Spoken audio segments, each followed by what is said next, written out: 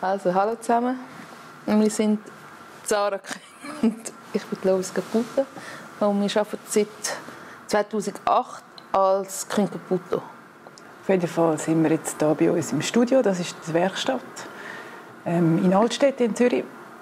Und wir haben, da entwickeln wir unsere Prototypen.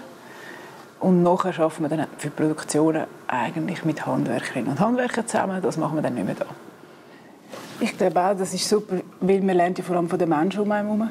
Und wenn wir immer wieder mit neuen Leuten zusammenarbeiten und neue Leute kennenlernen, was sie wissen, wie sie funktionieren, sich vertiefen in ein Thema mit jemandem, das ist total interessant. Und das bringt auch uns immer wieder neue Sachen, was wir besprechen müssen, was wir uns stellen müssen, was politisch passiert in der Welt, man muss immer wieder neu stellen. Wir müssen total viel uns wieder positionieren, was halten wir jetzt von dem? Und über das müssen wir halt viel reden, oder? Wir sind beide sehr interessierte Leute und finden so eigentlich immer wieder zu einem Konsens. Und ich glaube, wenn man viele Fragen stellt und dann auch viel wie fordert, dann hat man auch wieder gute Antworten darauf, warum man etwas findet. Und so haben wir bis jetzt eigentlich auch alle Projekte können, wie so angehen mit einem Grundgedanken, wo man findet, das ist wichtig und darum wollen wir es machen. Und plus designen wir ja für Menschen. Genau. Und insofern ist der Mensch also das Wichtigste. Also, wenn wir von einem Kompass sind, verlieren wir jegliche Realität zu allem. Und was uns zurzeit eigentlich am meisten interessiert, ist schon so der öffentliche Raum. Was heisst öffentlicher Raum? Weil eben Design hat ja auch ganz schlimme Nebenwirkungen und Architektur. Das ist das so die überdesignte Städte. Ja, wo wir auch finden, das ist ein Riesenproblem. Also wir befinden uns wir haben eine Berufsgattung, die eigentlich ganz vieles zerstört, oder? Und darum muss man extrem hinterfragen, was macht man. Also was wir einfach herausgefunden haben in vielen Diskutieren, sind eigentlich, dass Sprachen, oder im Leben bis jetzt, dass Sprachen total wichtig sind. Sie bieten uns halt Freiraum für den Geist und überhaupt, dass noch nicht alles fertig ist. Also inspirierende Sachen sind ja eigentlich nur die, wo man noch etwas machen kann, oder? Wo nicht alles schon gemacht ist. Und darum ist es total wichtig für uns Menschen, will ich jetzt mal ganz gross behaupten, für alle Menschen, dass es Sachen gibt, die noch nicht fertig gedacht sind. Weil sonst muss man ja gar nichts mehr machen. Dann kann man einfach wirklich nur noch vor dem Handy sitzen und warten, bis man stirbt. Und das ist einfach keine Perspektive. Und darum gibt es, glaube ich, ist die Diskussion sehr wichtig, was machen wir mit dem öffentlichen Raum? Wenn wir alles schon fertig definieren, also wenn wir so einen Kulturpark fertig designen, jede Ecke hat sich eine Designerin oder ein Architekt Gedanken gemacht, dann ist er wie fertig. Dann hat es wirklich Platz mehr für die Menschen. Und darum wird uns eben auch immer mehr, also uns interessiert einfach immer mehr so öffentliche Räume, so wie am liebsten würde man was designen, also Plätze und Bibliotheken haben wir. Ja, Bibliotheken, ich komme immer wieder mit dem Beispiel Spital. Ja, Spital ist auch sehr wichtig. Einfach Sachen, wo wirklich jeder immer wieder dran anläuft. Jetzt haben wir gerade ein Projekt gemacht, das ist quasi im öffentlichen Raum, das Globus-Projekt. Haben wir 53 Schaufenster in 8 verschiedenen Städten. Haben wir Design gestaltet, was auch immer. Und das hat insofern hat es extrem Spass gemacht, weil das sieht ja jeder. Und das hat uns eigentlich gefallen, dass es nicht so exklusiv, weg von dem Exklusiven, weg vom Museum, einfach jeder läuft daran vorbei. Das Schaufenster ist etwas so, gerade während der Corona-Zeit hat man eigentlich gar nicht anders machen können, wie an unserem Schaufenster vorbeilaufen. Das hat zwar dann leider ein bisschen später angefangen, aber ja, nein. Wir haben viel mit Galerien zusammengearbeitet. Das ist sehr ein exklusiver Markt, oder? Das ist für die 1%, die Geld übrig haben, die sich es leisten können, so ein Handwerk oder so ein Produkt, wie wir es machen, zu erwerben. Wir glauben aber, wir können auch, also es sind immer sehr kleine Serien gewesen, die wir gemacht haben. Da, Lois hat eine Lederschale in der Hand. Das ist zum Beispiel ein Produkt, das wir mit einer Firma in Florenz erarbeitet haben, die eigentlich schon ganz kleine Portemonnaie macht. Und dann sind wir zu ihnen gegangen und haben geschaut, wie sie das genau machen. Und haben gefragt, könnt ihr nicht mal etwas anderes ausprobieren? Wir würden gerne etwas Größeres machen. Wir sind Designerinnen von Möbeln und so. Und dann geht es eigentlich immer darum, das ist total ein schöner Prozess, aber ein schwieriges Vertrauen zu finden, dass sie mal etwas mit uns ausprobieren wollen, was sie noch nie gemacht haben. Und in dem Fall ist das super rausgekommen mit dem Marco. Haben wir Schalen gemacht, dann haben wir Hocker und Bänke. Also wir sind richtig gross gegangen. Ein Tisch, ein riesiger Ledertisch, haben wir auch noch mit ihnen gemacht. Und das Verfahren ist eigentlich so, dass wir gestalten die Leder, wir malen die.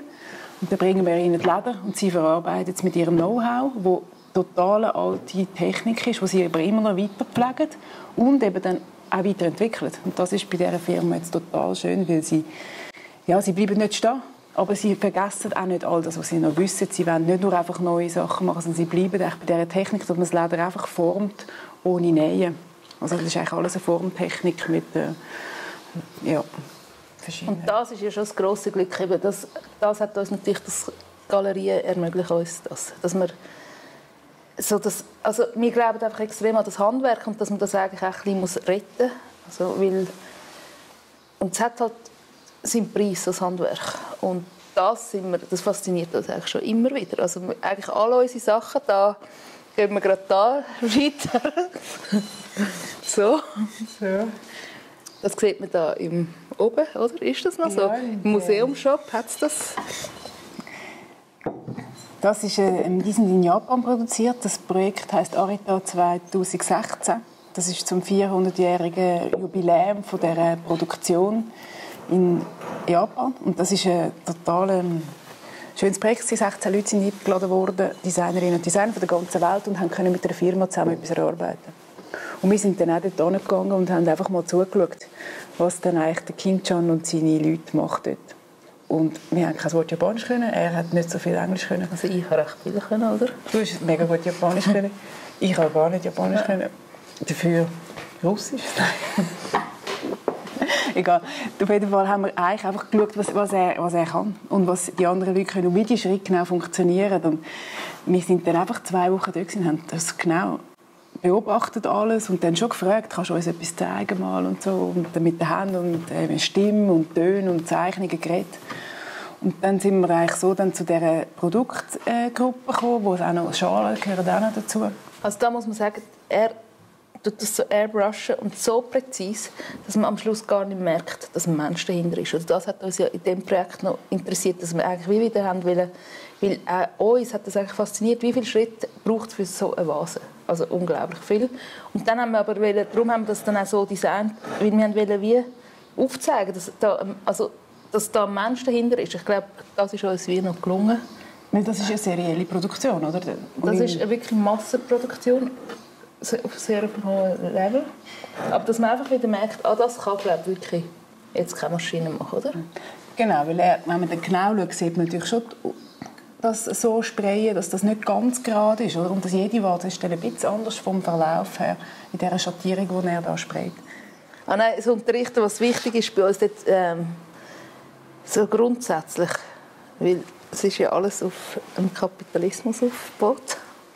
Und also wir sind total dagegen, dass alles auf Leistung aufgebaut ist. Und darum, das ist insofern für uns interessant, was willst du eigentlich weitergeben?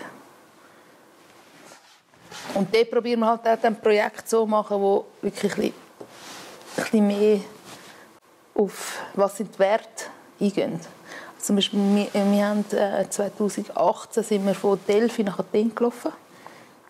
Und, also es sind etwa 25 Studentinnen und Studenten gewesen. Und dort ist es einfach darum gegangen, was heisst denn das, wenn man 10 Tage lang mit dem Rucksack und so weiter noch mit anzielt. Also plötzlich merkt man, eben, der Weg ist das Ziel. Und das ist eigentlich extrem, also man ist total an die Grenzen gekommen. Man hat blutige Füße gehabt, man hat brüllt und zittert. Also am ersten Tag ist es noch gut gegangen, am zweiten Tag also die Körper haben das nicht mitgemacht. Und dann aber, was heisst denn das? Weil dort fängt es dann wieder an, was ist das Kollektiv? Weil es gibt dann die schnell sind, die wollen dann die langsam sind, aufstoßen. Und dann merkst du, nein, es geht nur als Gruppe. Und das ist ja das, was wir sehr glauben, dass du eigentlich so ein Walk ist eigentlich nur dann gut, wenn am Schluss alle Athen erreichen, wenn die Hälfte auf der Strecke bleibt. Und das ist ein schönes Erlebnis. Einer hat mega gekumpelt und dann hat eine ganz dünne, feine Asiatin in Huckepack auf die Schulter genommen und hat 3 Tage ihn so getragen. Und die sind jetzt, also die sind dann ein Paar geworden.